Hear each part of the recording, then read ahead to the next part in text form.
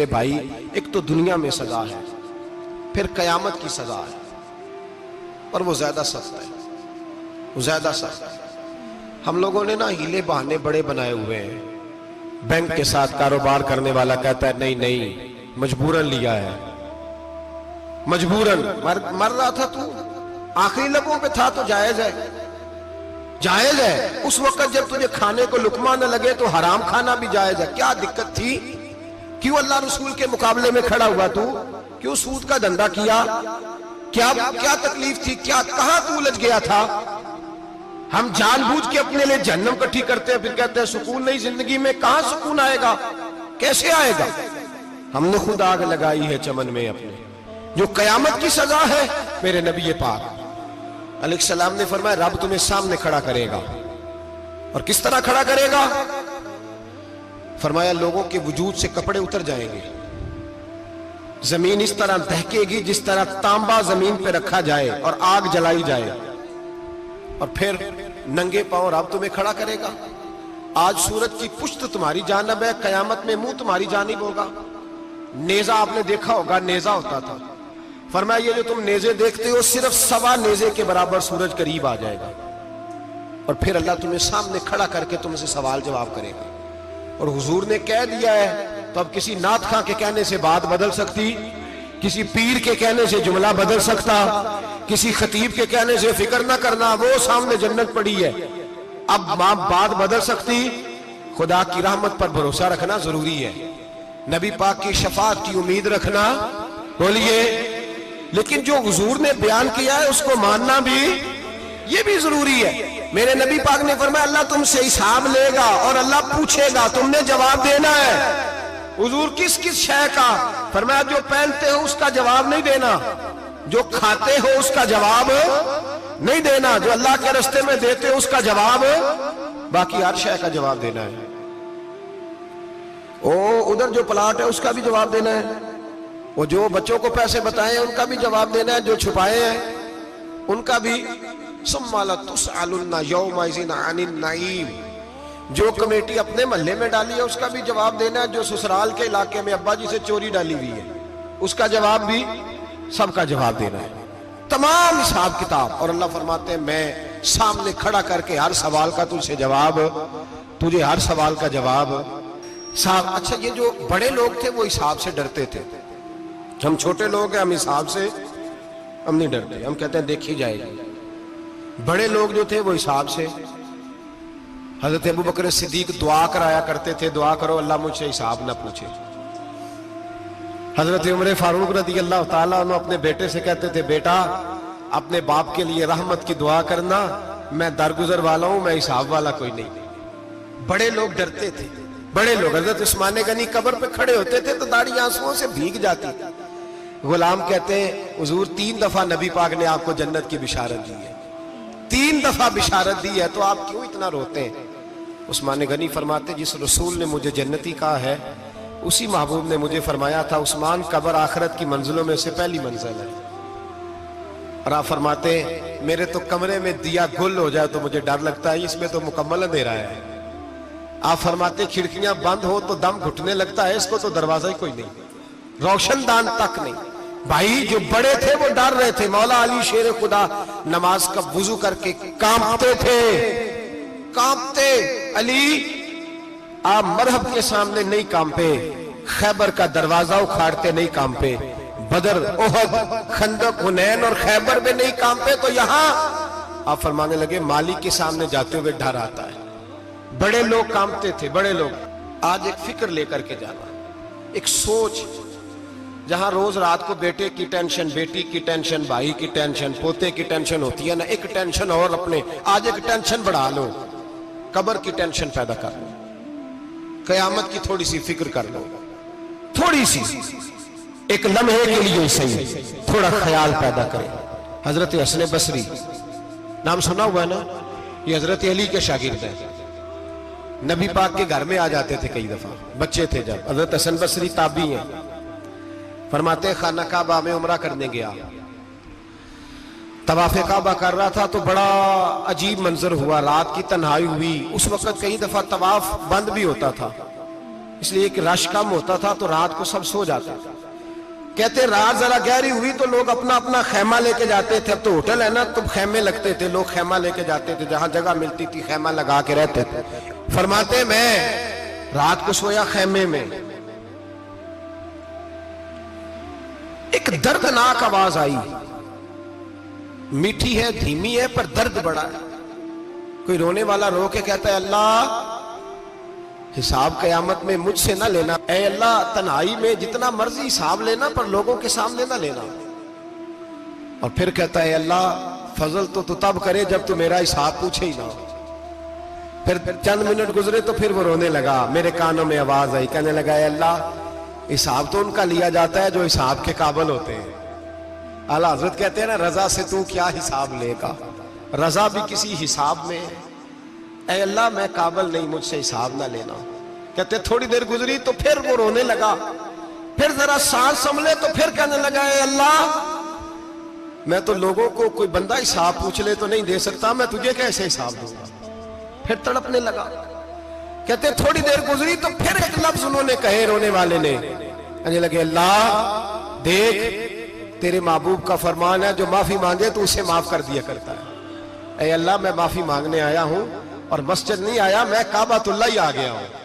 کہتے ہیں وہ اتنا روئے کہ چیخ آئی ان کی, اور جب دھڑام سے کوئی زمین پہ گرا تو میں پریشان ہوا کہ اب تو بے ہوش ہو گیا. فرماتے ہیں میں زور سے اٹھا فٹافٹ اور اس شخص کی طرف بڑھا. میرے دل میں خیال ہے کوئی گناہگار ہے بیچارہ, تو چلو میں بھی دعا کرتا ہوں, اس کو کہتا ہوں بیٹے فکر نہ کر اللہ تیری مدد کرے گا. فرماتے ہیں میں گیا اس نیت کے ساتھ کہ میں کہوں گا چلو اٹھو تم بھی دعا کرو میں بھی کرتا ہوں, اللہ ہم سے حساب نہ پوچھے. کہتے میں گیا تو وہ شخصیت بے ہوش پڑی تھی, کالے سیاہ بال ان کے چہرے پہ بکھرے ہوئے تھے. کہتے ہیں لوگو جب میں نے زلفیں ہٹائیں چہرے سے تو میرا وجود کانپنے لگا آسمان ٹوٹ پڑے گا, زمین پھٹ جائے گی, ستارے بکھر جائیں گے, آج بہ جائیں گے سمندر. فرماتے ہیں میری چیخیں نکل گئی. یہ کوئی گناہگار تو نہیں, یہ تو حضرت فاطمہ کے پوتے امام زین العابدین ہے, یہ تو امام حسین کا وہ بیٹا ہے جو کربلا میں تنہا بچے تھے. فرماتے ہیں میں امام کا چہرہ دیکھا تو بھاگ کے آیا اور میں نے اپنی داڑھی ان کے پیروں کے ساتھ مس کی اور میں نے کہا حضور اٹھئے. امام اٹھے تو میں نے کہا شہزادے تیرے تو اشارے سے اللہ کئی گناہگاروں کو بخشے گا, تیری تو دعا سے اللہ بخشے گا, یہ کیا کر رہے ہو. تو امام زین العابدین کہنے لگے حسن بصری ادھر آ یار, ادھر آؤ بزرگو, میرے دادا کے پاس رہنے والے ہو. میں نے نا آج ہی سنا ہے کہ اس کا عذاب بڑا سخت ہے, آؤ میرے لیے دعا کرو, اللہ پاک مجھ سے حساب نہ پوچھے. کہا حضور نہ کریں. اب فرمانے لگے تجھے نہیں پتا کچھ چیزیں ایسی ہیں کہ رب نے اگر حساب پوچھا تو میں واقعی جواب نہیں دے پاؤں گا, چل کر میرے لیے دعا. کہتے میں نے ہاتھ باندھے حضور میں نہیں کرتا, اٹھا کہہ. فرماتے میں نے ہاتھ اٹھائے, میں نے کہا اے اللہ تیرے رسول کا شہزادہ ہے, یہ تیرے رسول کا شہزادہ ہے, یہ کہہ رہا ہے تو فضل کر. وہ بھائی جو بڑے تھے وہ تو تڑپتے تھے, سسکتے تھے. ابو علی ہیتی کہتے خانہ کعبہ میں پتھر پہ سر رگڑ رگڑ کے کوئی بوڑھا کہہ رہا تھا اے اللہ اول تو حساب نہ لینا, اور اگر لینا تو مجھے اندھا کر کے اٹھانا, میں تیرے نیک بندوں کے سامنے شرمندہ نہیں. اقبال رو پڑے. اقبال کچھ لوگوں نے لکھا ہے یہ آخری ربائی ہے ڈاکٹر اقبال کی, آخری. اس کے بعد شاید اس نے کلام نے, کچھ سیرت نگاروں کا خیال ہے. اقبال مدینے کی طرف منہ کر کے کہنے لگے تو غنی از ہر دو عالم من فقیر, اللہ تو غنی ہے میں تو فقیر ہوں. روز محشر عذر ہائے من پذیر, اے اللہ اول تو میرا کوئی عذر قبول کر لینا محشر کے دن, اور اگر نہ کرنا ہوا اگر تمہیں بینم حسابم نہ گزیر, اگر ضرور ہی میرا حساب لینا ہے اے اللہ, اگر تو نے ضرور لینا ہے اے اللہ, اگر ضرور ہی لینا حساب, اول تو میرا عذر مان لینا, میری کمزوری پہ رحم کرنا اے اللہ, میرے بڑھاپے پر میری کمزوری پر رحم کرنا, اور اگر ضرور حساب لینا ہے از نگاہ مصطفیٰ پنہا بغیر, تو اے اللہ ذرا حضور کی نگاہوں سے اوجل کر کے لینا. اے اللہ مجھے شرم آئے گی میرے مصطفیٰ کریم فرمائیں گے میں تو تجھے ہر بات سمجھا کے آیا, ایک ایک جگہ تیری رہنمائی کر کے آیا, تو کیسے عمل کما, ذرا اوچھل کر کے از نگاہ مصطفیٰ پنہا بغیر, ذرا حضور کی آنکھوں سے اوجھل کر کے سائیڈ پہ کر کے لینا, میں برداشت نہیں کر پاؤں گا. حضرت ابو علی ایتی کہتے ہیں بابے نے سر رکھا ہوا ہے اور کہتے ہیں اللہ مجھے اندھا کر کے اٹھانا. فرماتے میں گیا, میں نے کہا چلو میں دعا کرتا ہوں جا کے. فرماتے جب میں نے جا کے بزرگوں کی کمر پہ ہاتھ رکھا, ان کا چہرہ دیکھا تو یہ کوئی گناہگار تو نہیں, یہ تو بغداد کے پیر عبد القادر جیلانی ہے. حضرت خواجہ معین الدین اجمیری رحمت اللہ علیہ خواجہ قطب الدین بختیار کاکی کو تنہائی میں بلا کے کہنے لگے معین الدین سید زادہ ہے, معین الدین حضور کے خاندان میں پیدا ہوا ہے, معین الدین سے اس کے پیر کو بڑی امیدیں تھیں. معین الدین کو رسول پاک نے ہندوستان بھیجا تھا, پر قطب الدین یار معین الدین تبلیغ کا حق نہیں ادا کر سکا. حضرت خواجہ قطب الدین کہنے لگے حضور 90 لاکھ تو مسلمان کر دیے, اور کیا حق تھا؟ فرمایا نہیں, جب تو تہجد کی نماز پڑھے نا بیٹا اپنے لیے دعا مانگنا تو خدا سے کہنا مولا میرے پیر کی کوتاہیاں معاف کر. وہ جس اعزاز کا تھا وہ کام نہیں کر سکتا, جو بڑے تھے ان کی تو باتیں بڑی تھی. یہ جو ہم چھوٹے آئے ہیں نا نئے, ٹکٹیں دیتے پھرتے ہیں, ٹکٹیں, بے نمازی جاہل ان پڑھ پیر ٹکٹیں بانٹتا ہے لوگوں کو, تو بھی بخشا ہے تو بھی بخشا ہے. وہ 90 لاکھ لوگوں کو رائے حق پر لگا کے بھی کہتے تھے نہیں حق تو یہ ہے کہ حق ادا نہ ہوا, حق تو یہ ہے کہ حق, کوئی شے پلے نہیں, ڈٹا ہوا کھڑا ہے مسلمان, ڈٹا ہوا. کہ میدان محشر میں یہاں تو چھپے ہوئے ہیں نا عیب, چھپے ہوئے, اور بھائی رب بڑا کریم ہے, عیبوں کے باوجود نوازتا ہے. میرا دعویٰ یہ ہے اگر ہمارے عیب کھل جائیں, لوگ ہمیں دھرتی پہ جینے نہ دیں, لوگ جینے نہ دیں, نکال دیں, اپنے بھی ہمیں برداشت نہ کریں, یہ تو اس کا کرم ہے. پتہ سارا ہے سردار مکیتیاں دا, پردہ چپایا ہی تیرا پلا ہو سی, وَامْتَازُ الْيَوْمَ أَيُّهَا الْمُجْرِمُونَ. اللہ فرمائے گا مجرم باہر آ جائے. یا اللہ کیا ہوگا جب سوال جواب ہوں گے؟ تو رب فرماتے ہیں تیری زبان پہ مور لگا کے بند کر دوں گا, تیرے ہاتھ بولیں گے, پیر بولیں گے, سر بولے گا, پیٹ بولے گا. اس وقت کی فکر پیدا کریں, ٹینشن پیدا کریں. وقوع قیامت حق ہے, اور باندھ کے نا لوگ پیر باندھ کے زور کے ساتھ باندھتے.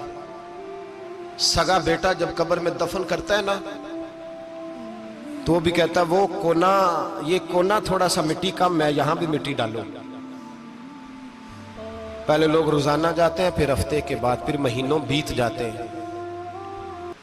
کچھ قبریں ایسی بھی ہیں جن پہ کھڑے ہوں تو لگتا ہے قبریں رو رہی ہیں, اور کہتی ہیں جاؤ میرے گھر والوں سے جا کے کہو کوئی پھیرا ہی لگا جائے. وہ ایک دفعہ آئے تو صحیح, کوئی مٹی نہیں ڈالتا. بادشاہوں کی قبریں روتی ہیں, سرمایہ داروں کی قبریں روتی ہیں, کوئی جاتا نہیں. اتنے موٹے سوراخ ہے قبروں میں, آپ اپنے شہر کے قبرستان پھر کے دیکھ لیں, سوراخ ہے. او بھائی حضرت مولا علی شیر خدا قبرستان گئے تو پہلے رونے لگے, پھر کہنے لگے قبروں والوں کیا حال ہے تمہارا؟ تو آپ فرماتے ہیں مردہ مجھے اندر سے بول کے کہنے لگا علی کفن پھٹ گیا, ہڈیاں ٹوٹ گئی, مال تو دے آئے تھے وارثوں کو پر حساب ہمیں دینا پڑ رہا ہے, تو بتا پیچھے کیا حالات ہیں؟ تو حضرت علی کہنے لگے تمہاری بیویوں نے اور نکاح کر لیے, تمہارے دوستوں نے نئے دوست بنا لیے, تمہاری اولادوں نے تمہارے بغیر جینا سیکھ لیا, تمہاری جائیدادیں بٹ گئیں, تمہارا پیسہ تقسیم ہو گیا. پہلے تو کوئی تمہارا نام لیتا تھا, اب تو تمہارا ذکر ختم ہو گیا ہے. اب تو ایک دو نسل تک تمہارا ذکر تھا, اب تو تمہیں یاد ہی کوئی نہیں کرتا. کہتے ہیں لوگ یہاں کوئی رہا کرتا تھا, یہاں کوئی ہوا کرتا تھا, اب تو تم قصہ پارینہ قصہ ماضی ہو گئے. حساب کا وقت قریب ہے, قریب آ گیا وقت. اللہ فرماتے اقترب للناس حسابهم وهم فی غفلۃ معرضون. فرمایا حساب کا وقت قریب آ گیا ہے تو ابھی بھی غافل ہے. جمعۃ الوداع ایک پریشانی لگانے کا ارادہ تھا,